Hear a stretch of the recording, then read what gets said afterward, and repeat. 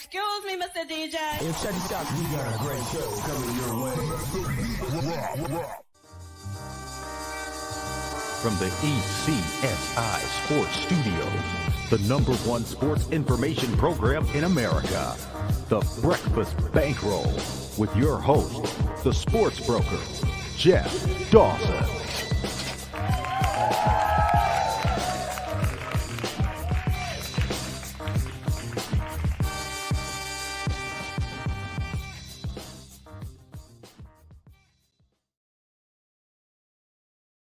Good morning, sports fans from all around the globe. I am your host, Jeff Dawson, East Coast Sports Investors, and this is your Breakfast Bankroll for Wednesday, February 8th, 2023. A show that was supposed to go yesterday, little IT technical issues, but grateful that our co-host, I like to say, from Boston is able to come back a day later as it's Super Bowl week and is here in our studios here in Centerville, Mass on Cape Cod. It's just going to get busier, and busier. We're going to break down the Super Bowl. We're going to talk some props. We're going to talk to Julian about DraftKings, what they have to offer. But I have some questions that I got to ask that we talked about months ago. And my spidey senses are up, and we talked a few minutes behind the scenes, and he kind of let a little air out of my helium balloon here. But let's bring him in and talk. The one and only Mr. Julian Edlow. How we doing, Jeff? Good morning, sir. How are you? Back up and partially running. I'm one laptop short, though. We'll be there soon. You know, a quick story before we start, and I'm dating myself. 1984, my senior year in high school, I'm in a class called computer programming, and I hated it. I was awful at it. I didn't have the patience, yada, yada, yada. And I looked at my teacher, and I said, "Excuse me, Mr. So-and-so, can you please tell me why in holy hell we're doing a class called computer programming?"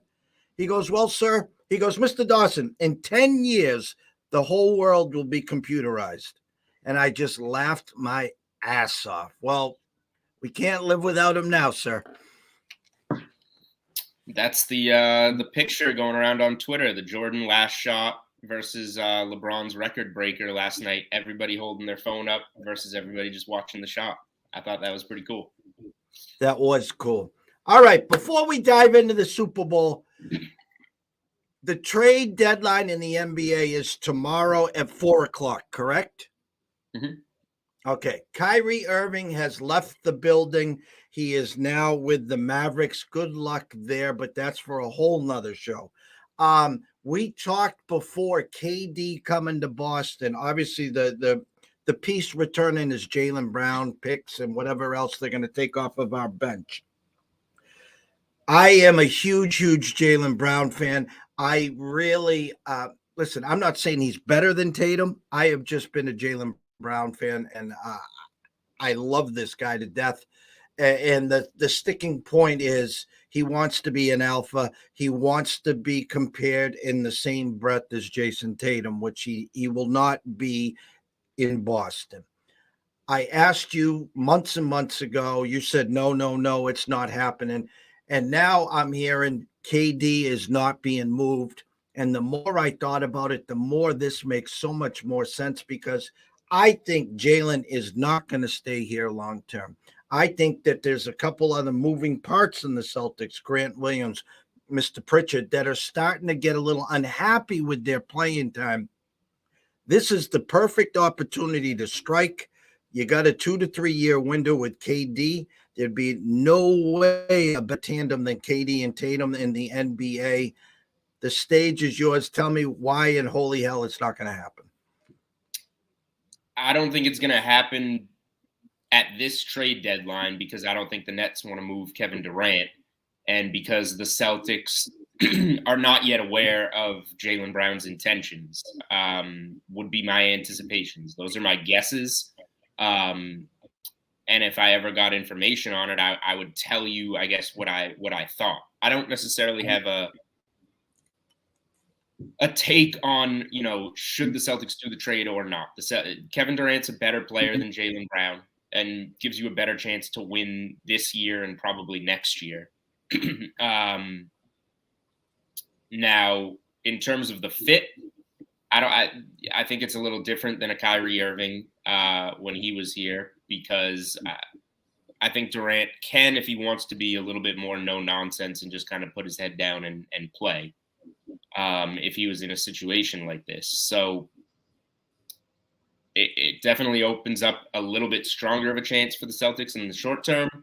Jaylen Brown keeps the window open significantly longer if he wanted to stay here. So I don't think the Celtics are making any type of move unless they get assurance or a strong gut feeling that Jaylen Brown is not going to re-sign in Boston. If they got that feeling that Jaylen Brown would eventually walk for nothing, that's when I think they would start to look into an option like this.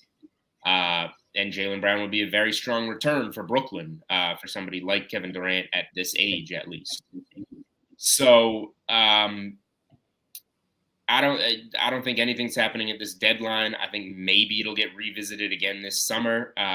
Most of it will probably be smoke.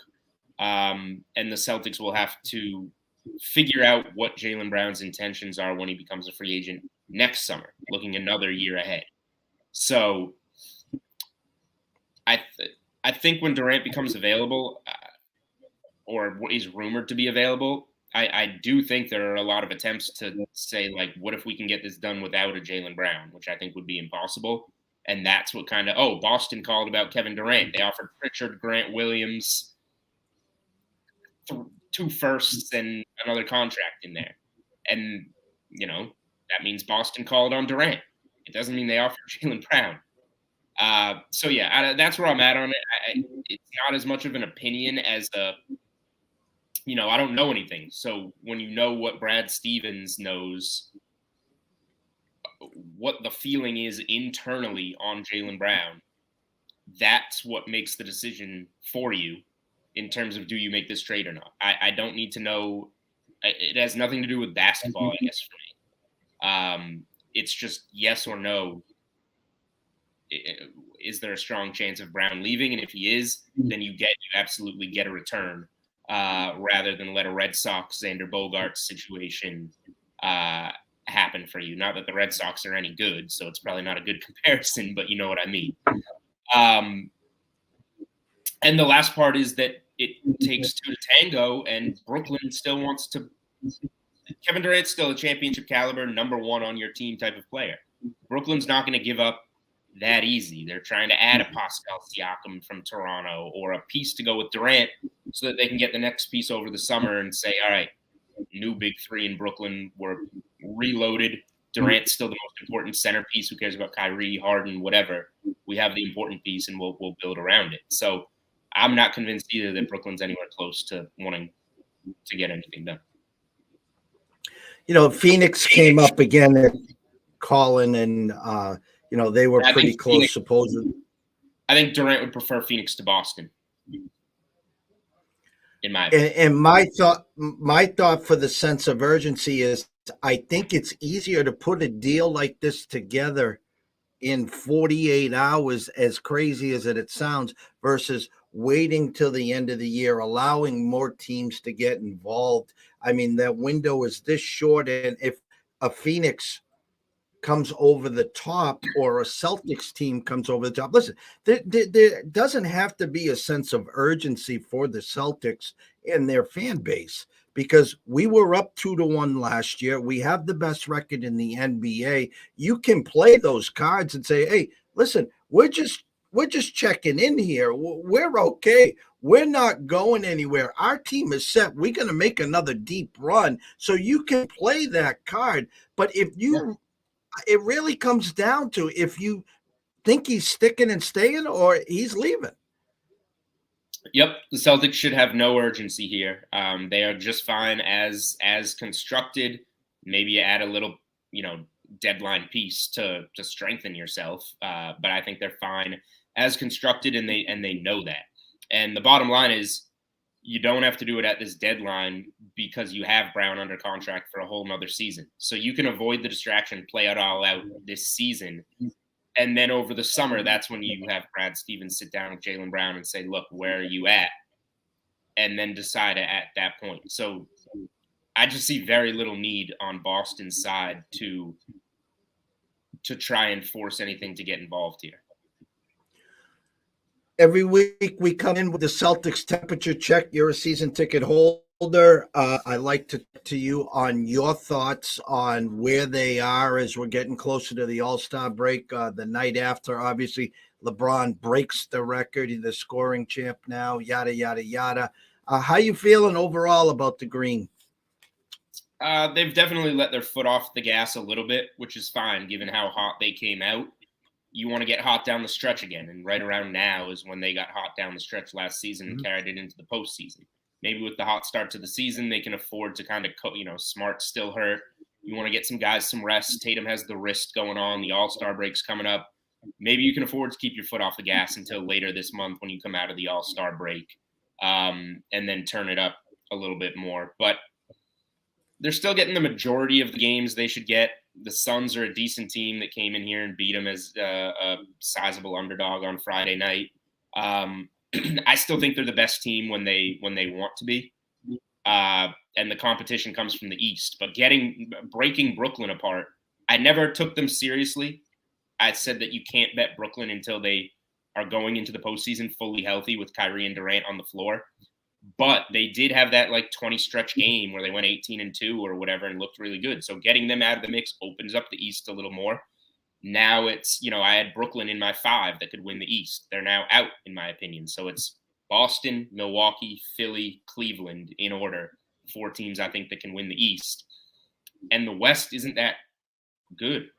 Golden State seems to have the Celtics number to a degree, but they really struggle on the road. The Clippers are finally kind of getting it together, but how good actually are they? Is Denver going to be for real? Memphis? I don't know. Those are pretty, new teams, even newer, less experienced than the Celtics. So I like the position they're in once they turn it on. And that's another reason I think to just why even deal with the Jaylen Brown stuff in season, if that even were on the table. What if the Celtics win it all this year with Jaylen Brown?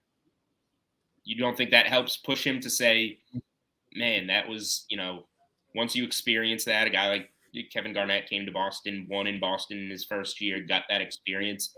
Once you win that, maybe this summer you think, if I stay here long term at Tatum and I's age, we can win 2, 3, 4 here if I were to stay on. So that's another plus, I think, to playing it out as constructed for the Celtics. Again, I'm not saying at the current number they're the best bet or anything, but priced as the favorites is where the Celtics should be given the landscape of the NBA. You buying the latest run on Philly all of a sudden? They're pretty good. They're they have a talented roster. I've been a Embiid believer for a long time. I think he will get an MVP at some point in his career. And he's right there again, second behind Jokic for the 3rd straight year when you look at the MVP board. That's just his spot right now, and I'm sure that frustrates him and motivates him. And Philly-Denver is a realistic NBA Finals matchup, honestly. I'm obviously pulling for the Celtics, but that would be tremendous from a neutral standpoint. I think Philly's pretty good. Harden's not the old Harden, but he's pretty bought in playing within the team. Maxey is a good spark. Harris, they're pretty well-rounded there. They have shooters. If Doc Rivers doesn't hold them back like he kind of has in the past, sitting Embiid the first 6 minutes of the 4th quarter in some of these crucial end-of-the-round playoff games, that's not going to work. So if they can get out of their own way, they're the 3rd team in my mind to Boston and Milwaukee. They can compete with those teams for sure. And it's a huge game tonight, obviously. Good measuring stick. The way the Celtics are playing, they could get up for this game. It was 4.5 last I looked. Celtics laying 4.5 at home. Celtics could get up for this game. but it's probably more meaningful to Philly. Boston beat them up pretty good on opening night. Celtics have owned them in the playoffs during the Embiid time there. Yeah, I don't know. That's a tough game. It looks like I had a 4 with a 227 right now, 5 at Circa with a 224.5 at DraftKings right now as we speak, 4.5 with a 224.5. To me, the opening number looks a little short. As you talked about, the Suns coming in on Friday, perfect revenge spot for the Suns there because the Celtics put a whooping on them. So as you said, they've kind of taken their foot off the gas here. Last question in the NBA, Ingram back for the Pelicans. You can get a big number on them. I mean, no Zion. Any idea when he's coming back? And would you buy now if you knew he'd be back for second half / playoffs? Zion's going to be after the All-Star break is what we know, but not exactly when. So they were good. They had the 1 seed in the West for a while. They were playing good games against the Suns, how good are the Suns? We don't really know. But that's how I feel about the West. Like the Warriors and the Clippers are the 2 most talented teams at full strength. But Curry's hurt. The Clippers can't keep their guys on the floor. Like it feels like the West is very open and the Pelicans are very deep. So if they can get Zion back in and keep him healthy and get him playing well over those like 6 weeks before the playoffs or so that he would be in there, I do think they can make a run. They have a pretty good core. But I would tell you that about 6, 7, 8 teams in the West. So the West is really, really tough right now. The Lakers are even like, I know they've been so bad outside of the championship year, but it feels like if they could swap Westbrook and for like efficient shooting and guys that are going to play defense, I feel like they're a quick flip away. And I'm not a huge Anthony Davis guy, honestly. I loved him coming out in the draft, and I just don't like where his head's at, really. And I think he ultimately might be the piece that holds them back.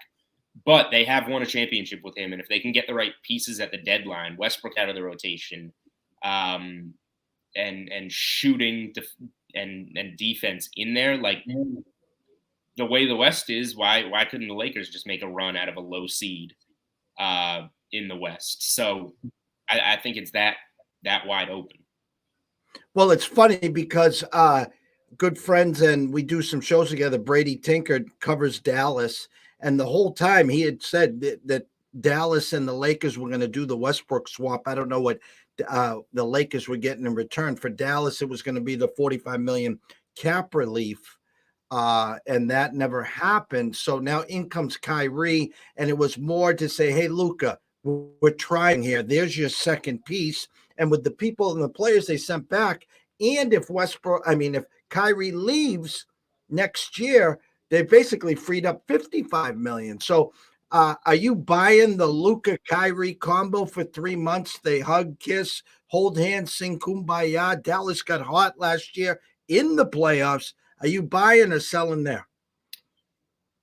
So I'm reluctantly buying because it's 3 months. Kyrie, I've seen what I need to see from Kyrie Irving. If you keep him around long enough, he will drag you down. But this is 3 months. Kyrie's playing for a contract. It's a new beginning, so it might be just a short enough honeymoon that you can keep Kyrie engaged. So from a talent standpoint, Doncic and Kyrie, that's, arguably, I'm not going to say who's better. That's arguably more talented than Tatum and Brown. So if you can keep that talent, I don't like their front court. Like they had to give up Dorian Finney-Smith. I guess they got Morris back. Like their front court is not made up of much, but that backcourt of Doncic and Kyrie is scary, and they can steal you some playoff games for sure. Like both guys can score 60. We've seen them do it. So I think it might be just short enough that Kyrie and Doncic can be dangerous enough to make some noise. I'd be surprised if they ultimately won the West. But the fact that I keep talking about how wide open it is gives them a chance. So I need to see. That's going to be a good one to see exactly what the playoff matchup is, because that'll tell me how I feel about betting on or against the Mavericks. in a first-round series. But I think it's just short enough to keep Kyrie engaged to go after it this year, get himself a decent enough contract from someone. And honestly, unless they do get really hot and make a run and say we want to keep this duo together, I think Dallas would prefer the cap space, because somebody's got to want to play that would be a good fit. Somebody's got to want to play with a guy like Luka Doncic moving forward, and Kyrie's probably not the best fit. And if you do give him that long-term contract, he's just going to let you down at some point. All right, there's a big game Sunday, 6:30, they said. Kansas City and Philly, the Super Bowl. Currently at DraftKings, Philadelphia Eagles -1.5 and 51. We broke this down a million different times. The beauty of where you work at DraftKings is there's a bazillion ways to wager on this game. There's a bazillion ways to have some fun. Before we start digging into those props and maybe potential promos, boosts, and stuff for Sunday, give me the Julian Edlow thought process moving in and what you think will happen on Sunday. So I like the Chiefs. I bet them early at +2.5, a little bit of +120 money line. And I have a +330 future on them. I think that it's just a small one, so I'm gonna let it ride and hope we just get the Chiefs there. So the Eagles are the better team. They have the better O-line, although I like Kansas City's lines, and they have the better D-line. They have more high-profile wide receivers. They probably have a better secondary. The most interesting question that somebody's asked me so far is, what do you think the line on this game is if they switch the quarterbacks? I have my answer, and I know what people have told me. What do you think? If they switch the quarterbacks, Yep. Wow, that's a great question. You saw my eyes light up. Philly 5 and a hook. Okay, I said Philly 7, and I presented that to CT Bets and Lift Shats on the radio last night. They said 7.5. So you might be right, but you're even lower than some of the consensus. Like, I just haven't seen what that tells me. I know it's Mahomes' greatness, but like, we haven't seen anything from Hurts yet.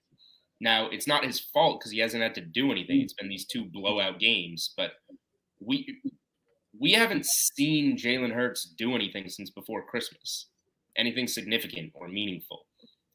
Now, I do love, I'm an Alabama guy when it comes to college football. Unfortunately, it's going to be a down year for them next year, really. I like LSU. There's an early pick for you. He's played in the big stage. Like, he's played in huge SEC and national title games for Bama, then in a college football playoff against LSU for Oklahoma. Like, he's got big stage games under his belt. And he seems like a pretty cool, calm, collected guy. So I don't think Hurts is going to just crumble under pressure. But it's been a long time since he's done anything meaningful since he got hurt and he was the MVP favorite. And Philly hasn't been playing in these close games. I just think if this is going to be a close game, I really lean to the Chiefs to be more prepared to get it done.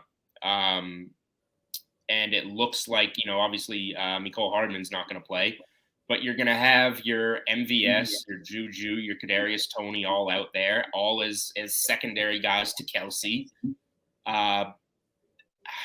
And that the defense for the Chiefs, I think, will be good enough. You got those guys up front that have been pretty good. Chris Jones, I think it's going to be enough to get him there. And I like the coaching matchup. Andy Reid's been there, done that. I don't care that much about him facing his old team in the Eagles. Maybe it helps to a small degree, but again, Sirianni's been dealing with playing a lot of big leads against inferior competition. Like, the last real test the Eagles have had with Hurts in the lineup is that 7-point home win against the Packers where they gave up 33 points, and we now know the Packers weren't even that good. I just think the Chiefs have been in more battles this year and historically with that core. And I put some value on that. The more I think about it, I think you actually, I did come in short because you caught me totally off guard. I haven't been caught off guard Yes. like that before. Yeah, you're right. You would have been looking for Kansas City money there, so I could actually see a 7.5, and trying to get some buyback. That's a hell of a question. Good job on your part there. Somebody asked it to me. I don't even remember who it was, and I was like, "That's a great question." But it honestly, with the way these teams are constructed, it's like a huge move. I would think. 100%. I mean, the weapons that he has, AJ Brown, Devontae Smith, a healthy Godard. I mean, that's the only, Kelsey is obviously a little better than Godard, but overall offensive A lot line. better, but I think it evens out. Yes. Those receivers. And you talked about Jalen Hurts. You talked about big games, and we had Ron on yesterday from Ace Sports talking about the big key there is going to be the speed rush of Kansas City, where Philly and Jalen Hurts hasn't seen this much speed before. And we had a question yesterday. Someone says, well, isn't San Fran have that kind of speed? They're just built differently. San Fran's more that rugged, smash mouth, where Kansas City has been built with the speed. So he talked about staying in your lanes and containing, because he likes the Jalen Hurts rushing attempts over 9.5, which is now 10.5. He thinks there could be some big plays, even some checkdowns to Sanders, say, or a Gainwell, which they don't do often. But I don't think the Kansas City defense is getting enough credit, Julian. Yeah, they're not bad. And I mean, they had their top cornerback get dinged up last week. I think it's just how dinged up Kansas City got 2 weeks ago that has the market where it is. And we're kind of not forgetting, but not putting enough emphasis on how big of a deal these 2 weeks in between the game is. Like, I have zero concern about Mahomes in the ankle at this point. That's old news. He's fine. It's more about how healthy are the receivers going to be, how healthy are some of those guys on defense going to be. And I think with this much time, like, they're probably going to be pretty good, and that has the number a little bit off on this game. It's funny because I think it was 2 years ago. I don't think it was last year. Ole Miss was traveling to Alabama, and Ole Miss was the flavor of the week, and the whole world was waiting for this game. And our friends out in Vegas opened up the number at 20, and the whole world was chastised. How can 20? You guys not watching Ole Miss? What the hell are you guys doing? And the actual opening number might have been around 15. They actually corrected it, and I think the bottom line is it got to 14.5, maybe 15. Well, the bottom line, Alabama won by 21.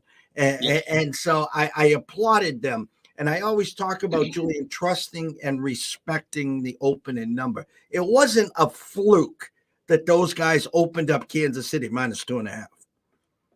It's true. I agree with that.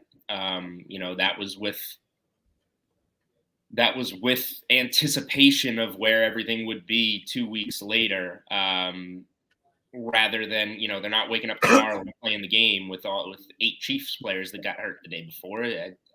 I think it's being a little too much emphasis on the injury situation for Kansas City.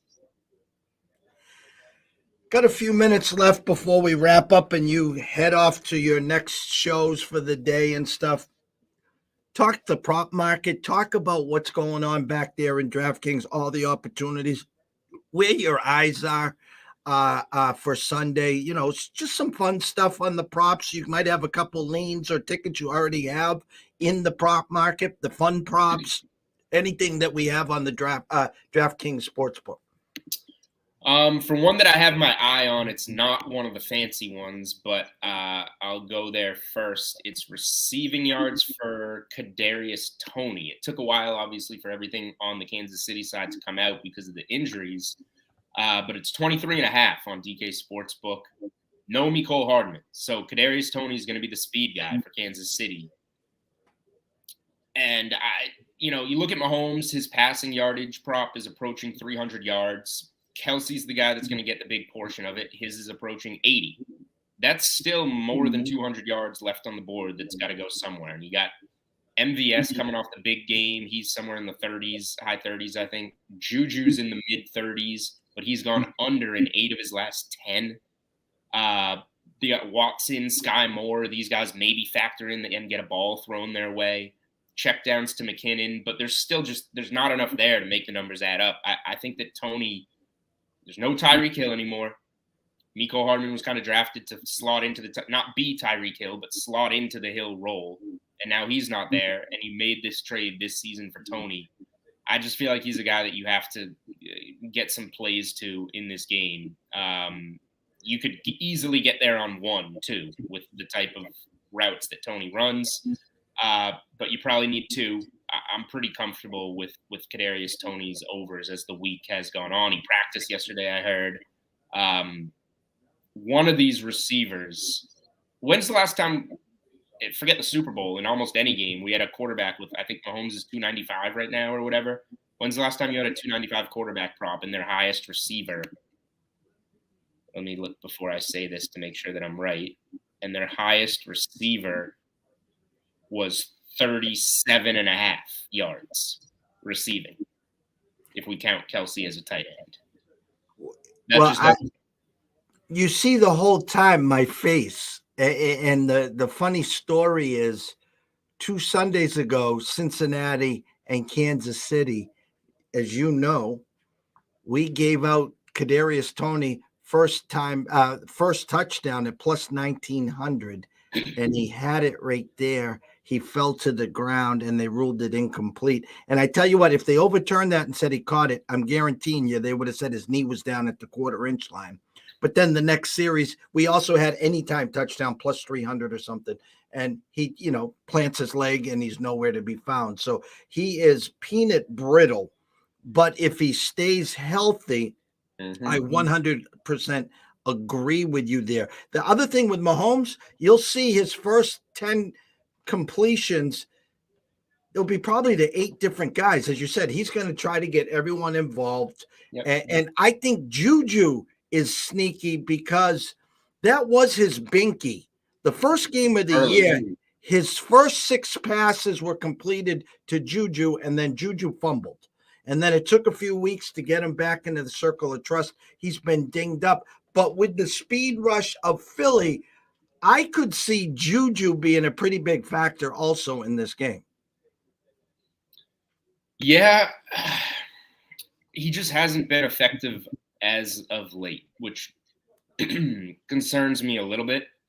But like you said, it easily could revert back to where things were at the beginning of the season when Juju was way more involved, which is why the number is where it is. Because if you go off recent games, the number is too high. So yeah, I think figuring out the Kansas City receiving props is the most interesting prop aspect of the game, at least for the standard type of props. What else you got back there? So we'll get into some of the cute ones. I always bet the opening kickoff to be returned. Okay. It's happened in 28 of the last 32 Super Bowls, and you still get plus money on it. I think it's plus 140 right now on DK Sportsbook. It was like plus 160 earlier. It was plus 160 last year. Closed on Sunday minus 125 or minus 135. It lost. I'm not going to let last year scare me off of something that's 28-4. Generally, guys want to return the opening kick in the Super Bowl unless it's back half of the end zone, which apparently, according to Pat McAfee, it doesn't get there often because the ball's a rock. Or guys are nervous or whatever. So I always take the plus money on that as long as it's plus money. I'm looking at like minus 150, under 9.5 players to have a rushing attempt in the game. I think is interesting. The wrinkle here is Clyde Edwards-Helaire is the guy that was activated when Mecole Hardman went off. Are they going to include 3 running backs, him, Pacheco, and Jerick McKinnon all in there? Because the Philly includes 3. So then you got the 2 quarterbacks. Now you're at 8. Now you can only afford 1 trick receiver play. If one of those running backs isn't going to play, I think under 9.5 players to have a rushing attempt gets there. That affords a receiver on each side to get a trick play. Then you would need like a Kelsey to get in there for a carry or something like that to mess it up, or a quarterback to get hurt and a backup quarterback to get a carry. or backup quarterback to knee it down at the end. But I think the starters are going to finish out the game if healthy. It's the Super Bowl. So yeah, that one popped to me a little bit. And then just go in on DraftKings Sportsbook. You got the Super Bowl specials tab and the novelty props tab. You can get pretty close to betting on anything you want to, honestly. So I don't have that strong of a take on this game, so I'm not going to start giving out props that I don't necessarily believe in. But I know, I don't want this to come off the wrong way, like we're not trying to give out winning bets, but I know people like to have fun for the Super Bowl too and bet different things. So like anything you want to find, whether you're trying to gain an edge on a good number, or throw $20 on something to have fun because you're going to a Super Bowl party, like you'll find it on DraftKings Sportsbook. There's quite a menu. Any promos or boosts before we leave? So let me see right now. I'm looking. There is. So I don't have the terms and conditions yet, but there's 100% profit boost on a Super Bowl bet. So I assume that's just boost something that you want to bet for the Super Bowl, 100% on your profits. It's obviously limited. I don't know if it's 10, 25, $50. I don't know what they're running on that. But you can opt into that on the main screen. Let me see for other Super Bowl promos here as I'm looking at it. It's coming up slow because I'm working with bad equipment today. I need my work laptop back, IT guys. It's in the mail, apparently. I should get it tomorrow. Click on the promos tab. You'll see it all there. Everything's going slow for me. I do know. Oh, here we go. Yeah, 100% Super Bowl promo. And there will be more up by then. For Massachusetts people, there should already be something on DK Sportsbook to opt into in Massachusetts. And so this is what I wanted us to do. I know that a lot of people in Massachusetts have used DraftKings Sportsbook, whether you go to New Jersey, New Hampshire, New York, whatever, Pennsylvania. So even if you have DraftKings Sportsbook, it's not a new user thing. It's a Massachusetts thing. Opt into it. And if you have a DK Sportsbook, whatever our launch date is, which isn't set yet mobily, you'll get $100 in free bets just dropped into your account. Don't have to deposit, no nothing. If you have a DraftKings Sportsbook account and you're in Massachusetts, opt in, and whatever launch day is, $100 free bets into your account. I think that's a pretty good one right there. And if you don't have a DraftKings Sportsbook, no matter what legal state you're in, you sign up, you deposit, and you'll get $200, or I think bet $5, get $200 in free bets. So free bets are good bets. If you're not following, please do at Julian Edlow, at DraftKings, at DK Sportsbook, at DK Live. Go listen to the Unreasonable Odd podcast. Always a pleasure, my brother. Best of luck this Sunday. Keep an eyes and ears on Thursday, 4 p.m., and we'll see you next Tuesday. All right. Good luck betting the Super Bowl, everybody. Take care, Jeff. Take care, Julian. The one and only Julian Edlow at DK Sportsbook at DraftKings as Massachusetts is launched and live. 3 brick and mortars, Plain Ridge, Encore, and out in Springfield. Come March, up to 10 mobile apps will be ready to launch. Raynham in works to be the largest sportsbook in the whole East Coast. About 50 minutes from me. I cannot wait from that. That was my home away from home growing up. As you see, I'm smiling ear to ear. 1 o'clock, Andrew McGinnis. We'll cross the border, head over to Canada. We're going to talk some NHL, short slate, but he'll break down some NFL as well. Maybe we'll get some early lines on Thursday's NHL games. And then around 4:30, myself and Riley will be back for the closing bell. Set your alarms for Thursday, please. We have a show that is going to be off the charts. A day, actually. 10:30 a.m., John Mergis makes his debut with East Coast Sports. 12:30, the one, the only, Mr. Bill Krakenberg. Crack wins! In between VEASAN, in between Fox. He's coming to ECSI at 12:30. 2:30, Dan Alexander, the true Philly special. He'll be jacked up for Sunday. And then myself and Riley back at 4:30 for the closing bell. And then at 9 o'clock, myself and Brady Tinker will be here for Sportsbook Confessions. And of course, always with the best producer in the business, Mr. Kiefer Bagwell, Kiefer Madness. So guys, have a great morning. Grab some coffee, and I will see you back in a couple hours. Stay tuned.